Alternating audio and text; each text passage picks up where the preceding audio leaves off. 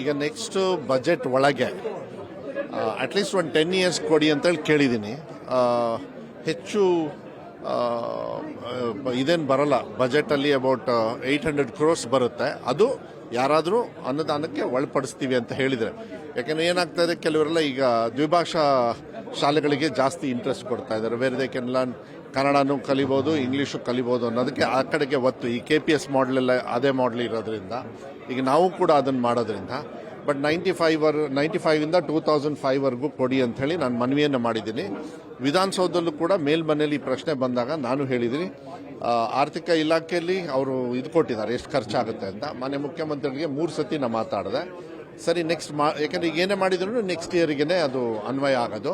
ಯಾಕೆಂದ್ರೆ ಟೀಚರ್ಸ್ ರಿಕ್ರೂಟ್ಮೆಂಟ್ಗೆ ನಾನು ಕಾನ್ಸಂಟ್ರೇಟ್ ಜಾಸ್ತಿ ಮಾಡ್ತಾ ಇದ್ದೀನಿ. ಯಾಕೆಂದರೆ ಈ ಜಸ್ಟಿಸ್ ನಾಗಮೋಹನ್ ದಾಸ್ ಅವರ ಒಂದು ವರದಿ ಮೇಲೆ ನಾನು ತಗೊಳ್ಬೇಕಾಗಿತ್ತು. ಅದಕ್ಕೆ ಈಗ ನೆಕ್ಸ್ಟ್ TET ಎಲ್ಲ ಮಾಡಿ ಅದನ್ನು ಆದಷ್ಟು ಬೇಗ ತಗೊಳ್ತಕ್ಕಂಥ 5,000 ಚಿಲ್ಲರೆ ಅನುದಾನಿತ ಶಾಲೆ, ಒಂದು 13,000 ಚಿಲ್ಲರೆ ಸರ್ಕಾರಿ ಶಾಲೆಯಲ್ಲಿ ನನಗೆ ಅದು ಅರ್ಜೆಂಟ್ ಬೇಕಾಗಿದೆ. ಮತ್ತು ಕನ್ನಡ ಮಾಧ್ಯಮಕ್ಕೆ ಸಹಕಾರ ಮಾಡ್ತಕ್ಕಂಥದ್ದು ನಮ್ಮ ಸರ್ಕಾರದ ಆದ್ಯತೆ ಇರೋದ್ರಿಂದ ಮಾನ್ಯ ಮುಖ್ಯಮಂತ್ರಿಗಳು ಕೂಡ ಆಸೆ ಇದೆ. ಅದು ನೆಕ್ಸ್ಟು ಅದನ್ನು ತಗೊಳ್ತೀವಿ. ಆದರೆ ಅನುದಾನಿತ ಶಾಲೆಗೆ ಏನು 2016ವರೆಗೂ ಗ್ರಾಂಟ್ ಇನ್ ಏಡ್ವರೆಗೂ ಇತ್ತು, ಅದನ್ನು ಇವತ್ತವರೆಗೂ ನಾವು ತಗೊಂಡಿಲ್ಲ. ಟೀಚರ್ಸ್ ರಿಕ್ರೂಟ್ಮೆಂಟ್ ಅವರಿಗೆ 20ವರೆಗೂ ನಾವು ಆಗಲೇ ಮಾಡಿದ್ದೀವಿ. ನಾವು ಬಂದು 2.5 ವರ್ಷ ಆದ್ರೂ 5 ವರ್ಷದ್ದು ಓಪನ್ ಅಪ್ ಮಾಡಿದ್ದೀವಿ. ನೆಕ್ಸ್ಟ್ ಇಯರ್ಗೂ ಕೂಡ ಮಾನ್ಯ ಮುಖ್ಯಮಂತ್ರಿಗಳು 2005 ನಾನು ಕೇಳಿದ್ದೀನಿ. ಈವನ್ 5 ವರ್ಷ ಕೊಟ್ರೇನು ಒಂದೊಂದು ಹಂತಕ್ಕೆ ಸ್ವಲ್ಪ ಸಹಕಾರ ಆಗುತ್ತೆ. ಯಾಕೆಂದರೆ ಕೆಲವರೆಲ್ಲರೂ ಕನ್ನಡ ಮಾಧ್ಯಮವನ್ನು ಗ್ರಾಂಟ್ ಇನ್ ಏಡ್ ಸಿಗ್ಬೋದು ಅಂತ ಹೇಳಿ ಕೆಲವರು ಮಾಡಿದ್ದಾರೆ.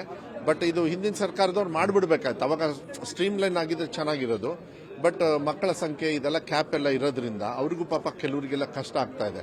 ಅದನ್ನು ಸ್ವಲ್ಪ ಕಮ್ಮಿ ಮಾಡಿ ಅಂತಾರೆ. ಇದನ್ನೆಲ್ಲದನ್ನು ನೋಡಿಕೊಂಡು ಎಷ್ಟು ಮಟ್ಟಿಗೆ ನಮಗೆ ಹೊರೆ ಪ್ರಶ್ನೆ ಇಲ್ಲ. ಕನ್ನಡದ ಶಾಲೆ ಬಗ್ಗೆ ನಾನು ಹೊರೆ ನೋಡೋದೇ ಇಲ್ಲ. ಮಾನ್ಯ ಮುಖ್ಯಮಂತ್ರಿಗಳು ಕ್ಲಿಯರ್ ಆಗಿ ಹೇಳಿದ್ದಾರೆ.